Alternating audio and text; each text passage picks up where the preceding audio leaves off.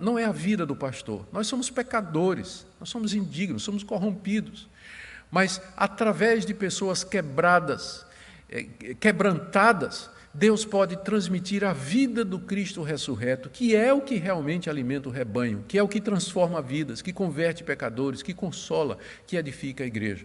E nós temos que, então, ser submetidos a esse processo, até que nós desistamos de nós mesmos e permitamos que Deus atue poderosamente em nós. Eu vi uma vez uma história, que talvez ilustre bem isso, que teve um retiro de pastores, e numa região, num lugar muito bonito, onde tinha um açude, onde se podia nadar, mas tinha um aviso de que o açude era fundo, a partir de uma certa altura, que o pessoal se acautelasse.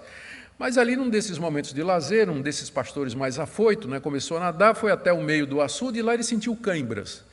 E quem sofre de cãibras, sabe como dói mesmo, como é difícil. E ele começou a afundar, não tinha como nadar de volta, e ele começou a afundar. E começou a gritar e pedir socorro.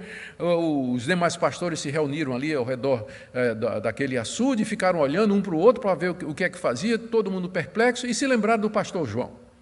Pastor João era um ex-campeão de natação, e que era um exímio nadador. E o pastor João estava ali, e vendo lá o colega se afogando, e o pastor João estava lá, simplesmente, e o colega lá no meio, socorro, socorro, se afogando lá, e todo mundo, João, vai, João, socorre, irmão, e João só olhando.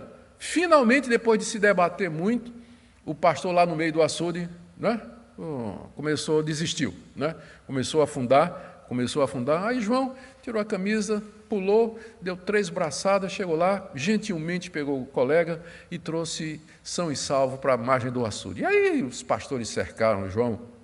Você é cruel, você é desumano, como é que você deixa você desde o começo você podia ter ido lá e salvado, por que você deixou que ele passasse por tanto sofrimento?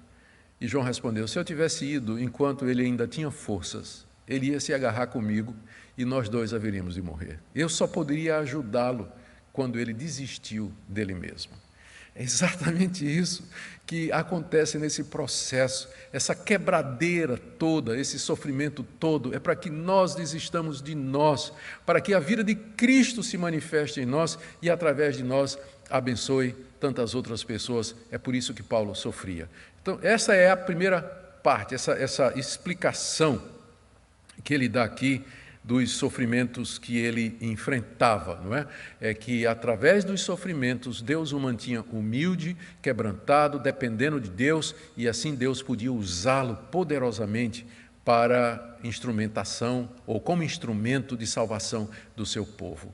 Era essa a resposta que Paulo daria à insinuação de que os sofrimentos eram uma prova de que ele não era de Deus. A resposta de Paulo é, ao contrário, esses sofrimentos mostram que eu sou servo de Deus e que Deus tem que quebrar os seus servos para que, através deles, o seu poder possa fluir.